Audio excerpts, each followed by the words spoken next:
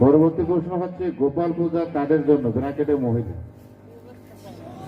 গোপাল পূজা কাদের জন্য? কাদের জন্য? গোপাল পূজা সবার জন্য। তবে গোপাল পূজা নিয়ে আমাদের একটা মত পার্থক্য রয়েছে, কারণ পঞ্জিকার মধ্যে সমস্ত পূজার দিন তারিখ নির্ণয় করেছেন আমাদের শাস্ত্রজ্ঞ পণ্ডিতরা, যারা সংস্কৃতিবিদ, সংস্কৃত বিদ্যা, কাব্যতীর্থ, ব্যাকরণতীর্থ, স্মৃতিতীর্থ, পঞ্চতীর্থ ইত্যাদি ইত্যাদি, অর্থাৎ ব্যবস্থাপক যারা ছিলেন। কিন্তু গোপাল পূজার দিনটা পঞ্জিকার মধ্যে কোথাও লিপিবদ্ধ নাই। এ কারণে গোপাল শ্রীকৃষ্ণের বাল্যরূপ। শ্রীকৃষ্ণ বাল্যরূপে তার সখাসখীগণকে নিয়ে খেলা করেছিলেন।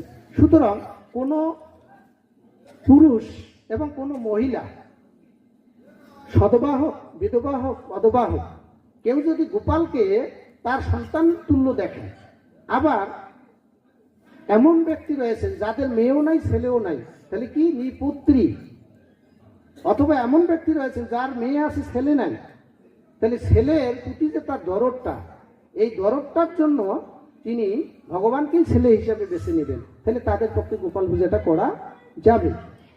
আর যদি মনে করেন যে বর্তমানে অনেক মেয়েরা গোপাল পূজা করে, কি কারণে করে? মেয়েরা যেহেতু গোপাল পূজা করে, অটোমেটিকলি আপনারা ধরে নেবেন যে এই গোপাল পূজাটা তারা স্বামী পাওয়ার জন্য করে। কিন্তু আমরা শাস্ত্রে যেটা পেয়েছি, গোপাল পূজা করে স্বামী পেতে হবে বা ভালো স্বামী পাওয়া যাবে, এটার কোনো যুক্তিকতা নেই। শাস্ত্রে শিব চতুর্দশী করার জন্য নির্দেশনা রয়েছে, যেমন কুন্তী শিব চতুর্দশী করেছিলেন তার স্বামী প্রাপ্ত হওয়ার জন্য, এই কারণে, যেমন সাবিত্রী করেছিলেন। এই কারণে শিব চতুর্দশীটা যেহেতু মহিলা কথাটা আছে, মহিলাদের জন্য প্রযোজ্য। সেটা কি সন্তান লাভের জন্য, কি স্বামী লাভের জন্য।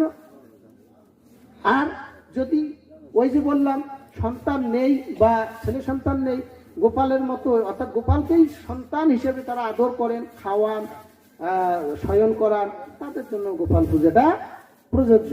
নেক্সট।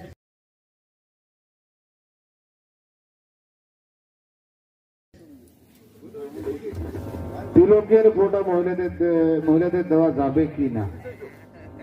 তিলকের ফোঁটা মহিলাদের দেওয়া যাবে কিনা? সিন্দুর তিলকং ভালে, ভাল শব্দের অর্থ হলো কপাল।